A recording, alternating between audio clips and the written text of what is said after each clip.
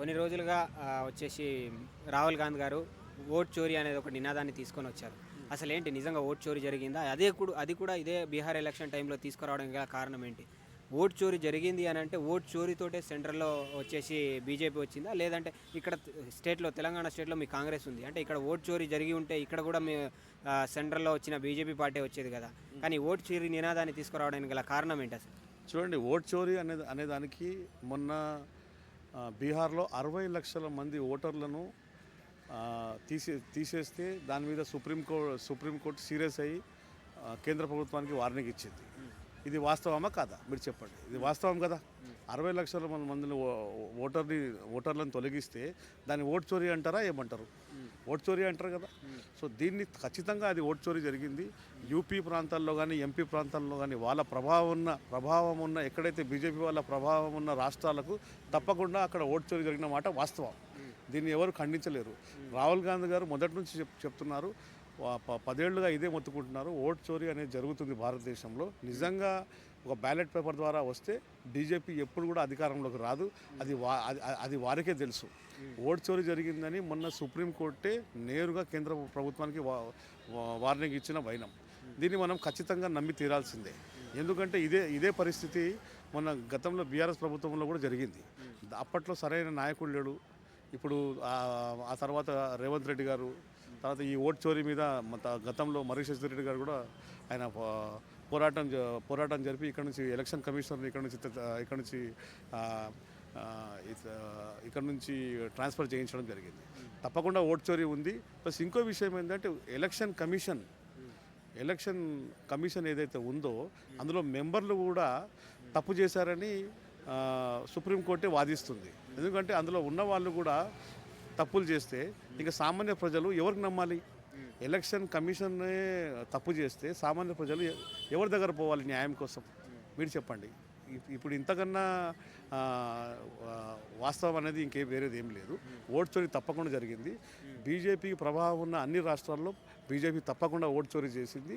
ఇది మొన్న బీహార్ ఎలక్షన్లో 60 లక్షల మంది ఓటర్లను మళ్ళీ అందులో పొందుపరచాలని ఎలక్షన్ కమిషన్కి సుప్రీంకోర్టు వార్నింగ్ ఇచ్చిన మాట ఇది వాస్తవం. దీన్ని మనం తప్పకుండా నమ్మాల్సిందే. అంటే కొంతమంది బీజేపీ ఎంపీలు ఏం చెప్తున్నారు అని అంటే ఓటు చోరీ అనేది జరగలేదు, కొన్ని చోట్ల తప్పులు జరగడం అనేది సహజంగా జరిగాయి, అవి దానికి చర్యలు తీసుకుంటాము, కానీ ఓట్ చోరీ అనే నినాదం తీసుకొచ్చి అధికారంలోకి రావాలని రాహుల్ గాంధీ చూస్తున్నాడని చెప్తున్నారు. చూడండి, ఓట్ చోరీ నిజంగా జరగలేదు అంటే మీకు బ్యాలెట్ పేపర్తో ఎన్నికలకు వస్తే మీకు వచ్చిన భయం ఏమున్నది? బ్యాలెట్ పేపర్తో వస్తే ఏ రాష్ట్రంలో కూడా బీజేపీ రాదు.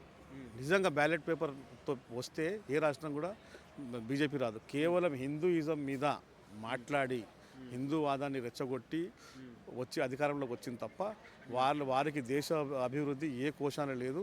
వారు ఏ యువతకు కూడా ఎట్లాంటి ఉద్యోగ అవకాశాలు కానీ వ్యాపార అవకాశాలు కానీ వాళ్ళు ఇవ్వలేదు. వారి పథకము కేంద్రం నుంచి మరి ఢిల్లీ సరిహద్దులు కూడా దాటవు. అట్లాంటి పథకాలు ఉంటాయి. ఆ పథకాలు ఎవరికీ అర్థం కావు. ఏమన్నా అంటే కిషన్ రెడ్డి గారు మాట్లాడతారు, మాది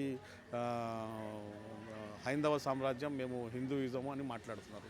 అది విషయం కాదు. నువ్వు ప్రజలకు చేయాల్సిన మేలేంటి, నువ్వు ప్రజలకు చేయాల్సిన సేవ ఏంటి, అది మర్చిపోయి హిందూయిజం రామరాజ్యం అని మాట్లాడుతున్నారు తప్ప వాళ్ళకి అభివృద్ధి ఏ కోశాన పట్టదు. ఓట్ చోరీ జరిగిన మాట వాస్తవం. అంటే ఎలక్షన్ కమిషన్ దీని మీద మీటింగ్ పెట్టి కూడా మేము ఎక్కడా జరగలేదు, ఓట్ చోరీ జరగలేదు, ఏం జరగలేదు, దీన్ని అవాస్తవంగా మా మీద కేసు వేశారు, దానికి మేము కొన్ని అనివార్య కారణాల వల్ల ఇవన్నీ బయటకు అంటే చోరీ జరగకుండానే వీళ్ళు మా మీద అవాస్తవాలు వేస్తున్నారు అని చెప్పేసి మాట్లాడుతున్నారు. చూడండి, చోరీ జరిగిందని మొన్న బీహార్ ఎలక్షన్ తెలిసిపోయింది, ఇంకా చోరీ జరగలేదు అంటారు ఏంది? మీకు జరిగిన చిన్న తప్పు 60 లక్షల మంది ఓటర్లకు చిన్న తప్ప 10 మంది 20 మంది 30 మంది అంటే అనొచ్చు, కానీ 60 లక్షల మంది ఓటర్లను తొలగించేస్తే దాన్ని చిన్న తప్పని ఎట్లా అంటావు నువ్వు? 60 లక్షల మంది ఓటర్లను బతుకున్న వాళ్ళను చనిపోయినట్టుగా రాసుకొని వాళ్ళు అధికారంలో వచ్చే ప్రయత్నం చేసినారు. దానికి సుప్రీంకోర్టు నేరుగా వాళ్ళ కేంద్రానికి వార్నింగ్ ఇస్తే ఇంక అంతకన్నా ఓట్ చోరీ కాకపోతే ఇంకేముంటుంది చెప్పండి. ఇది వాస్తవం. తప్పకుండా రాహుల్ గాంధీ మొదటి నుంచి అదే మొత్తుకుంటున్నాడు. ఓట్ చోరీ చేసే బీజేపీ అధికారంలోకి వచ్చింది.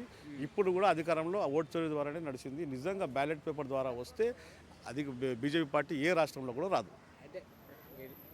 బీజేపీ ఎంపీలు వచ్చేసి రాహుల్ గాంధీ రాజ్యాంగాన్ని చేతిలో పట్టుకోవడం తిరగడమే తప్ప రాజ్యాంగంలో ఉన్నదాన్ని ఏది పాటించట్లేదు, ఆ బుక్లో ఉన్నదాన్ని పాటించకుండా అనవసరమైన విషయాల మీద తీసుకొచ్చి అధికారంలోకి రావాలని చూస్తున్నాడని చెప్తున్నారు. చూడండి, రాజ్యాంగంలో ఓటు చోరీ చేయమని అంబేద్కర్ చెప్పలే. అంబేద్కర్ బతుకున్న వాళ్ళ ఓట్లను చనిపోయినట్లుగా రాయమని చెప్పలే. అరే, ఎలక్షన్ కమిషనే ఫ్రాడ్ చేస్తే ప్రజలు ఎవరికి నమ్మాలి? మీరు చెప్పండి. ఎలక్షన్ కమిషన్లో ఉన్న మెంబరే ఫ్రాడ్ చేస్తే ప్రజలు ఎవరికి నమ్మాలి? ఇది వాస్తవమా కాదా? సుప్రీంకోర్టు డైరెక్ట్గా వార్నింగ్ ఇచ్చిన తర్వాత కూడా అది ఓటు చోరీ జరగలే అంటే ఎవరు నమ్మే పరిస్థితి లేదు. ఈరోజు ఎవరైనా వాస్తవం మాట్లాడితే రాహుల్ గాంధీ మీద అధికారంలోకి రావడానికి బురద చల్లుతున్నారని మాట్లాడుతున్నారు. ఆయన వాస్తవం మాట్లాడుతున్నాడు. వాస్తవం అతని తండ్రి ఒక ప్రధానమంత్రి, అతని నానమ్మ ప్రధానమంత్రి, అతనికి మాట్లాడే హక్కు ఉంది. భారతదేశ పౌరుడిగా అతనికి మాట్లాడే హక్కు ఉంది. అతను ఒక సామాన్య పౌరుడు ఓటు చోరీ జరిగిందని నువ్వైనా నేనైనా ఎవరైనా చెప్పొచ్చు. అది జరిగిన వాస్తవమే కదా. దాన్ని ఎందుకు అంగీకరించారు మీరు? తప్పకుండా మీరు మోడీ గారు ఓటు చోరీతోనే వచ్చారు.